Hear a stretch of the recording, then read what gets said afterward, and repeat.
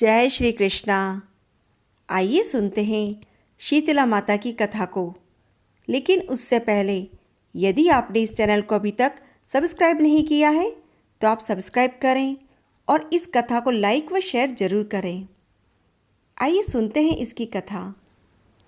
एक बार शीतला माता ने सोचा कि चलो आज देखूं कि धरती पर मेरी पूजा कौन करता है, कौन मुझे मानता है।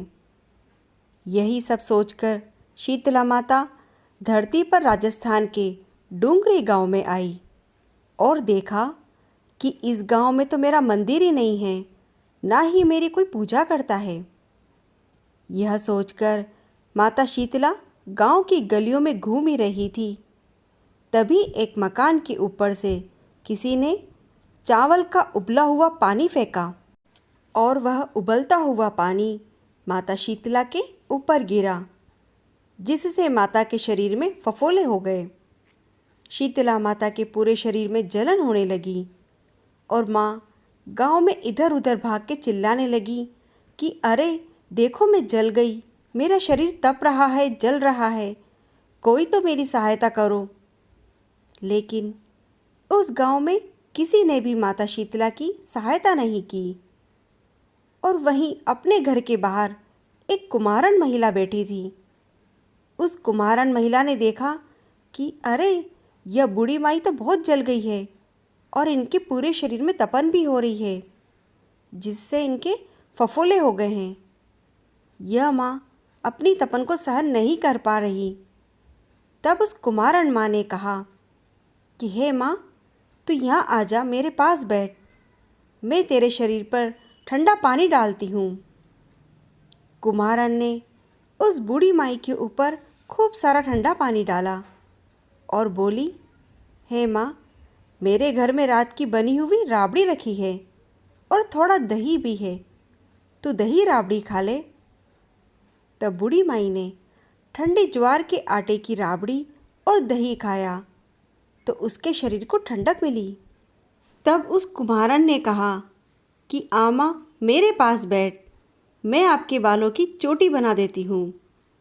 और वह कुम्हारन माई की चोटी गूंथने लगी।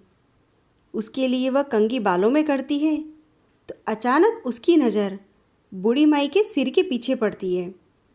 तो उसने देखा कि माँ की एक आंख बालों के अंदर छुपी हुई है। यह देखकर वह कुम्हारन डर के मारे घबराने लगी और वहाँ से जाने लगी। तभी बूढ़ी माई ने कहा कि रुक जा बेटी, डर मत, मैं कोई भूत प्रेत नहीं हूँ, मैं शीतला देवी हूँ। मैं तो इस धरती पर देखने आई हूँ कि मुझे कौन मानता है, कौन मेरी पूजा करता है। इतना कहकर माता 4 भुजा वाली हीरे जवाहरात के आभूषण पहने, सिर पर स्वर्ण मुकुट धारण किए हुए अपने असली रूप में प्रकट हो गई। माता के दर्शन करके कुम्हारन सोचने लगी कि अब कि मैं गरीब इस माता को कहाँ बैठाऊं।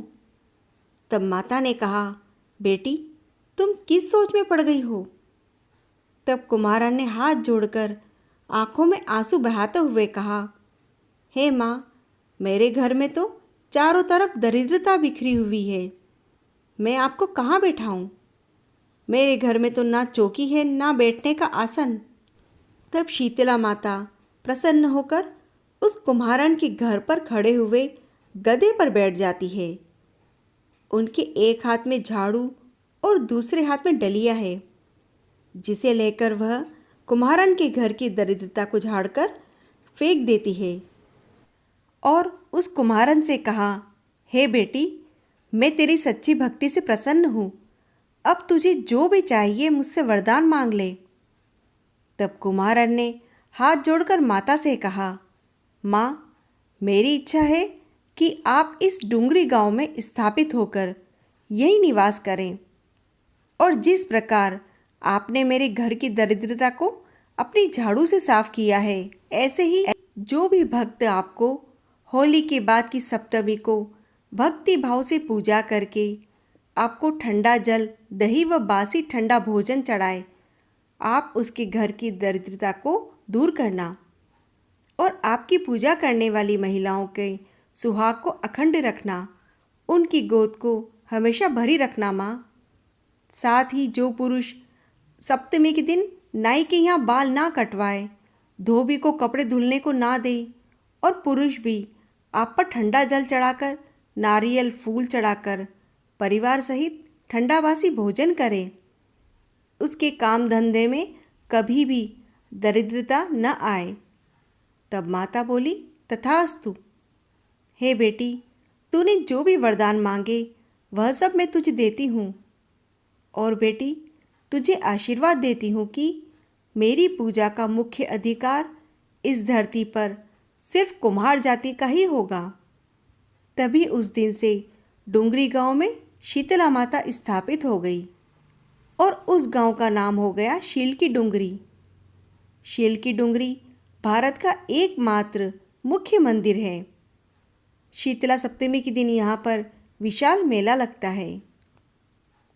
शीतला माता की जय हो।